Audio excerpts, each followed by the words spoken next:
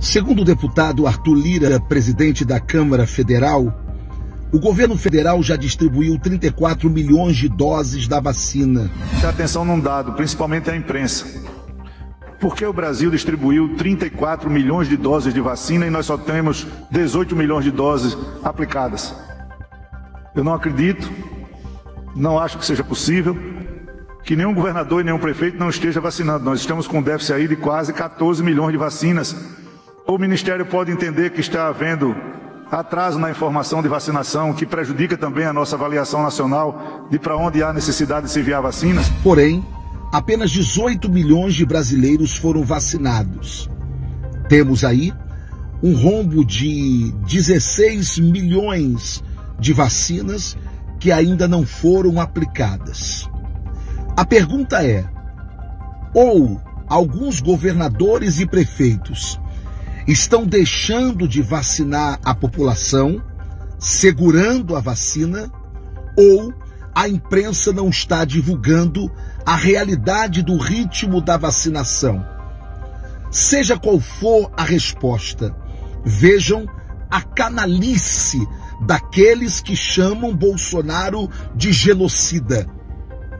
Quantas pessoas vocês terão que matar para tentar destruir Bolsonaro?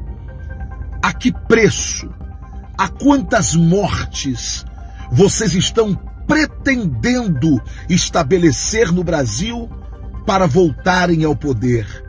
Seus canalhas, seus bandidos, vocês não chegarão ao poder desse jeito. Deus está contabilizando cada uma dessas mortes e vai cobrar essas mortes de vocês. O que os ratos e as ratazanas estão falando pelas redes sociais? Estão todos preocupados, achando que Bolsonaro está preparando um golpe de Estado, achando que Bolsonaro está preparando um golpe contra o Brasil. Eu gostaria de dizer que Bolsonaro não está preparando um golpe contra o Brasil, mas eu tenho certeza que Bolsonaro está preparando um golpe contra os ratos e as ratazanas de Brasília.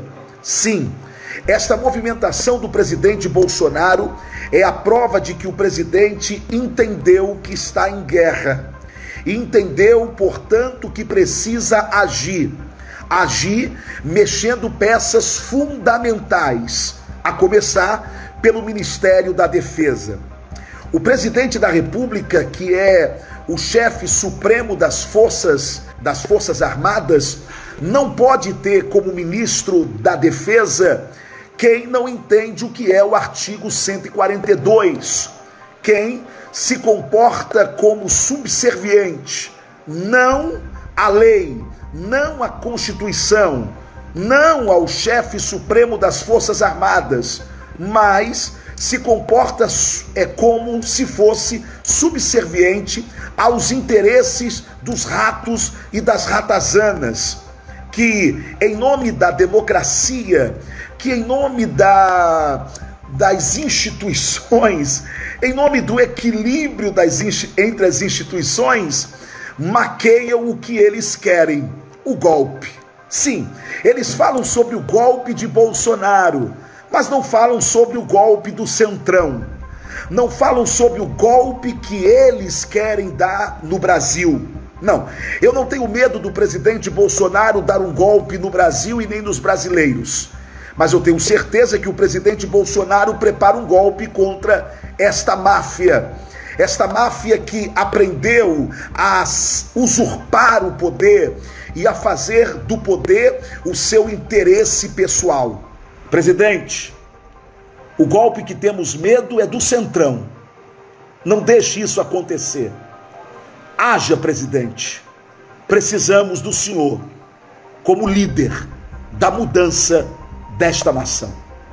Se você concorda, compartilhe o máximo que você puder. Bolsonaro tem razão. Eu acredito no meu presidente. Estamos vivendo um governo eleito democraticamente. Bolsonaro eleito em 2 turnos, segundo turno com quase 58 milhões de votos. Isto não é democracia. Aí vem falar em ditadura e em golpe de Estado. Pensa em meio segundo. Quem foi eleito democraticamente e vai querer dar um golpe de Estado contra ele mesmo? Não tem fundamento, não tem lógica. Pense em meio segundo e parem com esse argumento. Me surpreendeu que antes de mim falou uma deputada do Partido Comunista do Brasil, que tem como ídolo quem? Stalin, o maior genocida da história da humanidade. Comunista, vir atacar um governo democrático. Qual é a liberdade que tem no comunismo? Olha a opressão que existe, número de mortos, vindo comunista do Partido Comunista do Brasil, aqui, perante mim, pelo menos, falar em democracia, falar em golpe militar, falar em ditadura.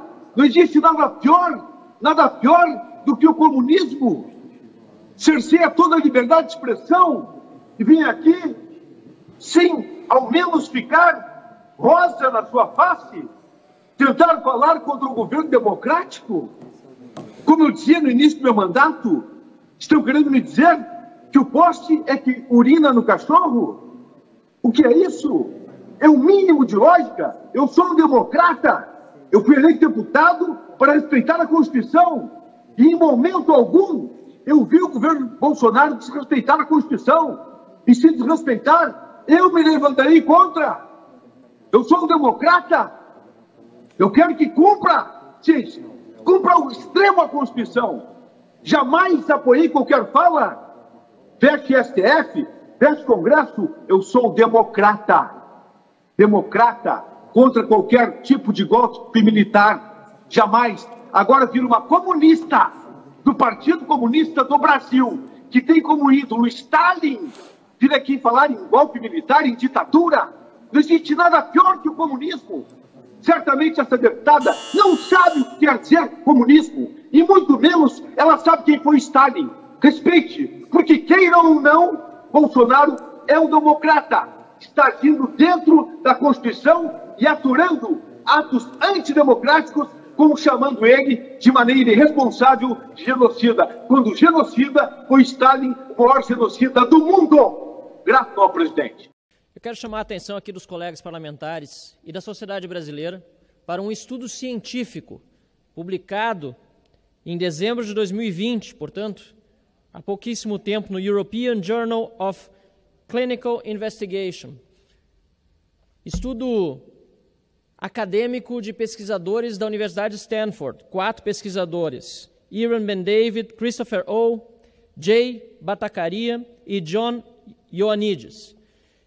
Esta pesquisa acadêmica, senhor presidente, demonstrou, por meio de estudos comparativos em 10 países, e nesses 10 países, 51 regiões, que apesar de sim, e é preciso frisar isso, o distanciamento social ser importante e medidas restritivas serem de forma coordenada aplicadas, os países que tiveram mais restrições às atividades econômicas não obtiveram, em comparação aos países que tiveram menos restrições, um ganho no combate ao coronavírus em diminuição de número de casos. Portanto, senhor presidente, esse estudo, que trata de 8 países que tiveram medidas mais restritivas, Estados Unidos, França, Alemanha, Espanha, Irã, Itália, Holanda, Inglaterra, comparado com outros 2, Suécia e Coreia do Sul, demonstra claramente que as medidas que estão sendo tomadas de forma arbitrária e exagerada em muitos estados e municípios brasileiros não têm marginalmente um efeito melhor do que medidas menos restritivas. Distanciamento social, sim. Utilização de álcool gel, sim. Respeito a protocolos, sim. Mas o próprio estudo menciona os efeitos adversos por medidas restritivas demais, como aumento da fome, aumento da dependência química, o aumento de doenças que não estão relacionadas ao Covid e que acabam não tendo tratamento, violência doméstica e outros problemas mais que hoje nós estamos enfrentando. Por isso, senhor presidente, eu fico indignado quando vejo que há uma divisão no país entre aqueles que dizem defender a vida e, portanto, todos devem ficar em casa, e também aqueles que dizem defender a economia e que pode ser feita aglomeração o tempo todo. Não, senhor presidente, temos que ter bom senso, ter a defesa da vida nos dois lados. Tanto a vida na área da saúde contra o coronavírus e contra outras doenças, como também a vida na área econômica para impedir que o nosso povo morra de fome. Portanto, senhor presidente, esse estudo, quero chamar a atenção de todos os que estão acompanhando este pronunciamento, precisa ser mais divulgado, senhor presidente. Até porque a maior parte dos ótimos efeitos que nós tivemos em países mundo afora foi por meio da conscientização das pessoas de que o distanciamento social tem que sim ocorrer, que as medidas sanitárias sim devem ser respeitadas, mas não por meio da imposição. E os maiores problemas que hoje nós vemos no nosso país são os transportes públicos lotados, são os hospitais superlotados, tudo consequência das péssimas administrações.